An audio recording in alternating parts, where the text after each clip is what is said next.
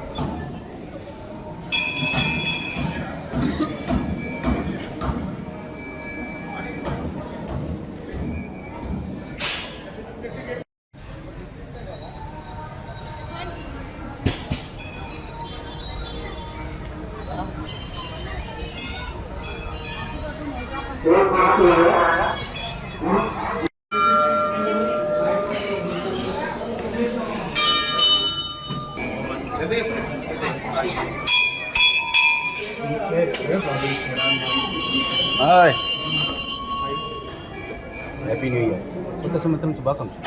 చెప్పవా మీ డాడీని వేసుకోవటం.